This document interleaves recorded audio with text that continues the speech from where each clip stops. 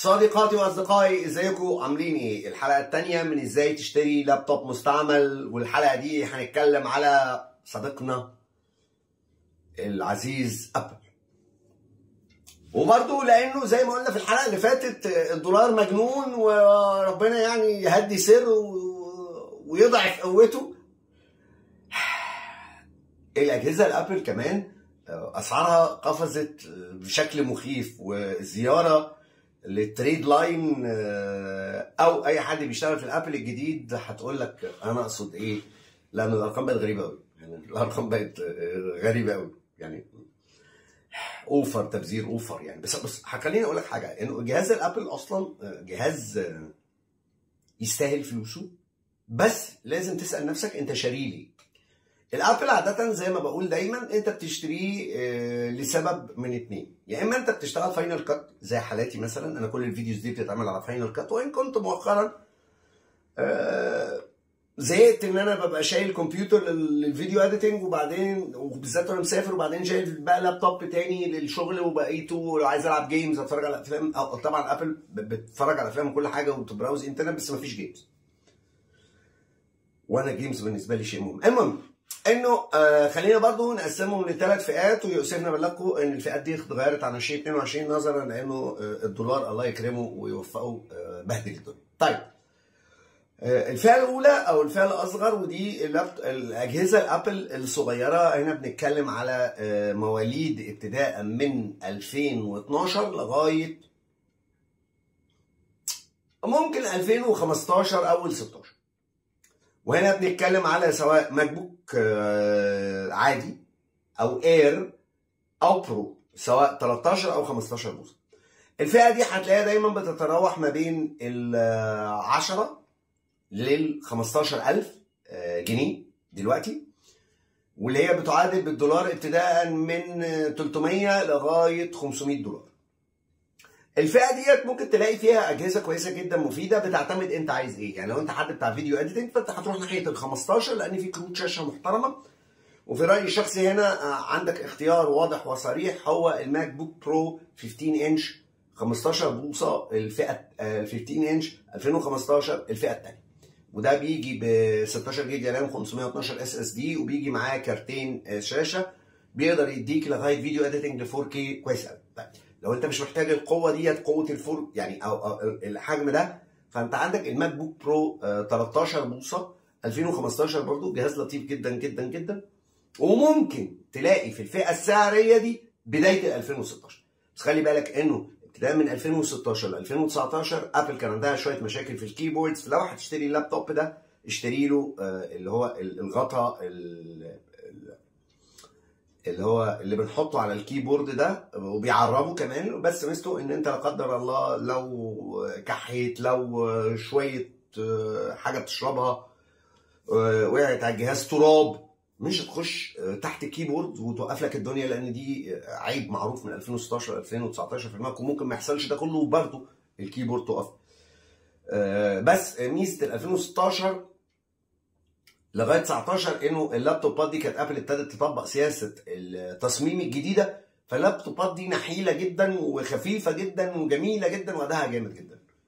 فعندك ال 2015 طبعا لو مش محتاج الاجهزه الثقيله ديت، فانا انصح في الحاله دي بجهازين تانيين، يا اما الماك بوك اير ابتداء من 2012 لغايه 2017 هتلاقيه في الفئه السعريه ديت، والماك بوك اير كويس جدا جدا جدا جدا. لو انت عايز بقى حاجه سيكو كده ودلع وبتاع، دور على الماك بوك 12 انش ابتدى ينزل من 2015 لغايه 2017 لما اتلغى، او 2018 2017 او 18 كانت اتلغى.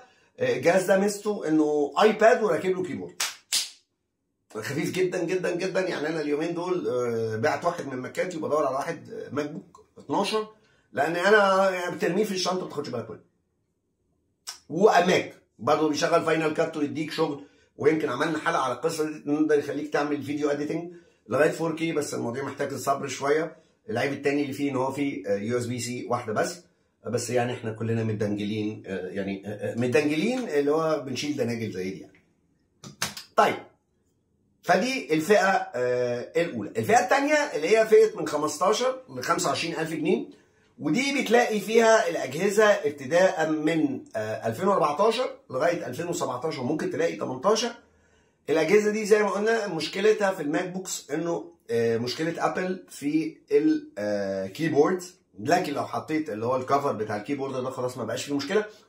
وطبعا عندك الماك بوك ايرز ما كانش فيها مشكله خالص وما زالت بتتمتع لغايه الماك بوك اير 2018 لما ابتدى يتحط له شاشه راتينا ويو اس بي سي بدل الشكل القديم اللي هو اليو اس بي عادي.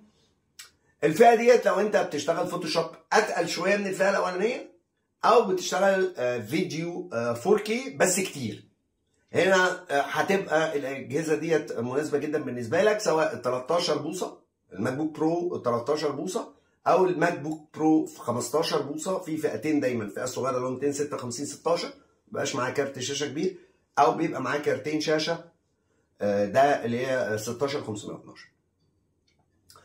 الفئه اللي بعد كده هي الفئه من 25,000 فيما فوق لغايه ال 35,000، وده بيدخلك في فئه الام 1. الام 1 لابتوب ماك بوك يعني كويس جدا جدا، سواء البرو او الاير مش هيبقوا فارقين كتير جدا. ولاحظ ان هنا الام 1 تقدر تلاقيه بسعر كويس، لانه الام 1 نزل منه ام 1 برو وام 1 ماكس، وبعدين دلوقتي حاليا في كمان الام 2 في السوق. فانت الام 1 اسعارهم كويسه جدا، تقدر تلاقي اسعار كويسه جدا. ال 8 256 انا كان معايا جهاز مش محتاج اكتر منه بكتير، سواء اذا كان اير او برو. الفرق الوحيد انه البرو بس في مروحه لما بيشتغل، لو انت بترندر لمده 45 دقيقه وده رقم كبير جدا، ده معناه انك بتعمل فيديو تقيل يعني هتحتاجه، لكن في العادي لا. انت بتتكلم هنا على لو انت بتشتغل فيديو اديتنج 8K 4K الكلام ده سكيل في الجاتو، فهنا سكيل في الجاتو 4K و 8K الكلام ده سهل على الماك ده جدا، خفيف ولطيف. انت بتتكلم على بطاريات بقى جباره، سواء ال 13 او ال 14. مش هتلاقي من تاليش هتلاقي 14 في البرايس رينج ده، هتلاقيه في البرايس رينج الاعلى اللي هو فوق ال 40,000 جنيه. عموما الام 1 اجهزه كويسه جدا جدا جدا، سواء الاير او بتاع ده، او تلاقي بقى لو انت عايز مقاس اكبر هتلاقي في الفئه السعريه ديت هو الماك بوك برو 16 بوصه 2019، وده حلو قوي يعني، انا ده بحبه شخصيا، وده اللي يعني الماك بوك اللي صامد عندي اللي معايا دلوقتي وبأديت عليه الفيديو ده. جهاز حلو كويس جدا جدا جدا، صوت وصوره وبطاريه وحجم وكل حاجه. بس فلو عندكم اسئله تانية على الماك والماك بوكس والماك بوك ايرز يا ريت تبعتوا لي تحت في الفيديو تحت في التعليقات وانا هرد عليكم. اتمنى اكون قلت حاجه مفيده المره دي، واشوفكم على خير الاسبوع الجاي. سلام.